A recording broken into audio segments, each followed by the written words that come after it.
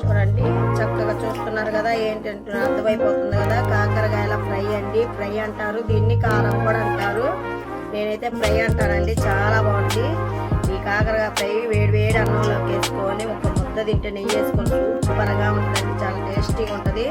దీనికి కావాల్సిన పదార్థాలు ఏంటో వీడియోలోకి వెళ్ళి చూద్దాం తయారు. హాయ్ అండి, మీరు బాగున్నారా? మేము బాగున్నామండి. ఈరోజు వచ్చేసి చూస్తున్నారుగా కాకరకాయలండి, కాకరకాయ ఫ్రై చేయబోతున్నానండి. చాలా బాగుంటుంది, చాలా టేస్టీ కూడా ఉంటుందండి.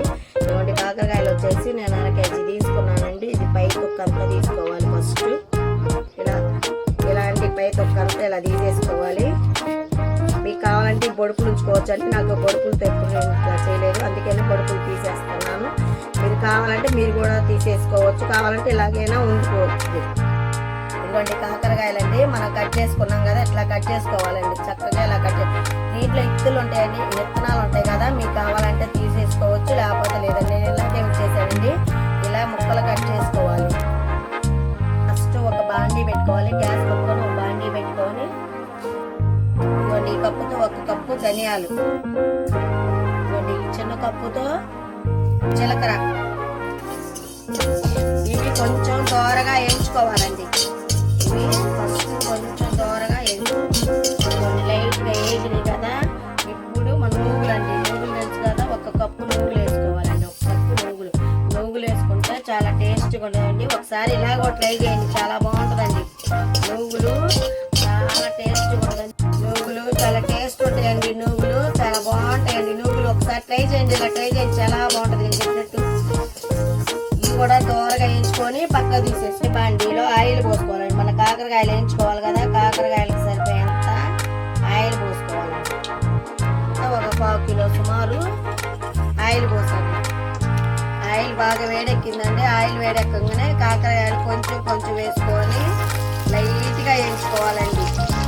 మీ చిన్న కళాయి అయితేనేమో కొంచెం వేసుకోండి, నాకు కొంచెం పెద్ద కళాయి తీసుకున్నాను కాబట్టి నాకు 1/2 కేజీ పట్టేసి.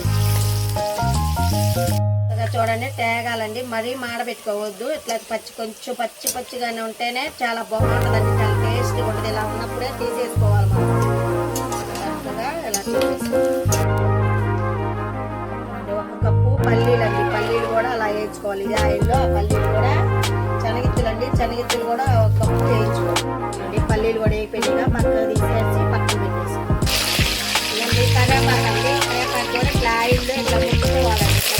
కొంచెం కలర్ చేంజ్ అయ్యింది, కలర్ చేంజ్ తీసేసుకోవాలి. చక్కగా మనకి కరేపాకు కూడా వేయిపోయిందండి. ఇంకా గ్యాస్ కట్టేసుకొని ఆయిల్ పక్కన పెట్టేసుకోవాలి. మిక్సీ జార్ తీసుకొని మనం ఇందాక పల్లీలు వేయించుకున్నాం కానీ దాంట్లో సగం పల్లీలు ఇలా మిక్సీ పట్టేసుకోవాలండి. కచ్చాబెచ్చగా పట్టేసుకోవాలండి, మరీ మెత్తగా పట్టుకోకుండా కొంచెం పలుకుండేటట్టుగా పట్టేసుకోవాలి.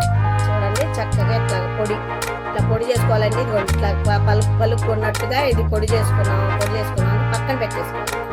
ధనియాలు, నూగులు అన్నీ వేయించుకున్నాం కానీ జీలకర్ర అవి మిక్సీ పట్టేసుకోవాలి. ఇప్పుడు దాంతోపాటు కొబ్బరి 1 కప్పు అండి, 1 కప్పు కొబ్బరి. అసలు సాల్ట్ వేసుకోలేదు కదా మనం, 2 స్పూన్లు సాల్ట్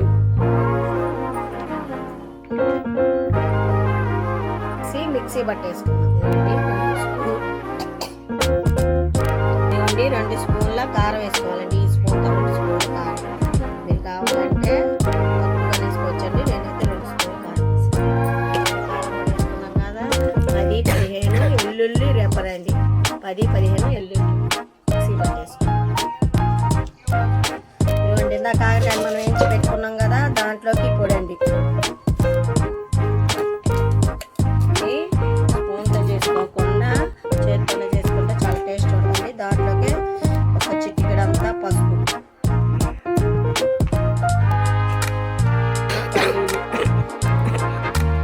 పల్లీల పొడి,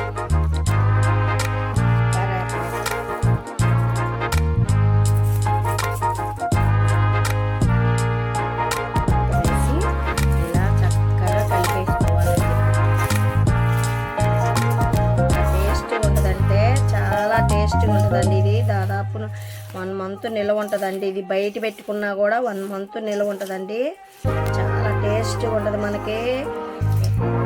ఇలా కూడా ఒకసారి మీరు ట్రై చేయండి, నేను చెప్పినట్టు చక్కగా ట్రై చేయండి. చాలా టేస్ట్ వచ్చిందండి. చాలా టేస్ట్ ఉంటుంది. వేడి వేడి అన్నంలో వేసుకొని తింటే మాత్రం సూపర్గా ఉంటుందండి. అయిపోయిందండి, మనం తీసేసుకోవటమేనండి.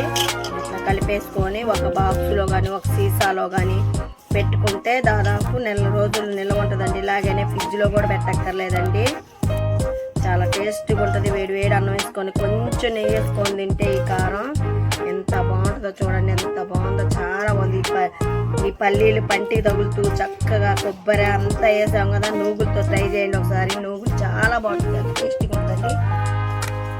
మా ఛానల్ చూస్తున్నా కానీ సబ్స్క్రైబ్ చేయట్లా, లైక్ చేయట్లా, షేర్ చేయట్లా, పక్కన బెల్ కొట్టను కూడా మర్చిపోకండి ఫ్రెండ్స్. బెల్ కొట్టను ఫ్రెండ్స్. Bye friends. చూడండి చక్కగా చూస్తున్నారు కదా, ఏంటంటే అర్థమైపోతుంది కదా. కాకరకాయల ఫ్రై అండి. ఫ్రై అంటారు దీన్ని, కారం కూడా అంటారు. నేనైతే ఫ్రై అంటానండి. చాలా బాగుంటుంది ఈ కాకరకాయ ఫ్రై. వేడి వేడి అన్నంలోకి వేసుకొని ఒక ముద్ద తింటే నెయ్యి వేసుకొని సూపర్గా ఉంటుందండి. చాలా టేస్టీగా ఉంటుంది. దీనికి కావాల్సిన పదార్థాలు ఏంటో ఈ వీడియోలోకి వెళ్ళి చూద్దాం.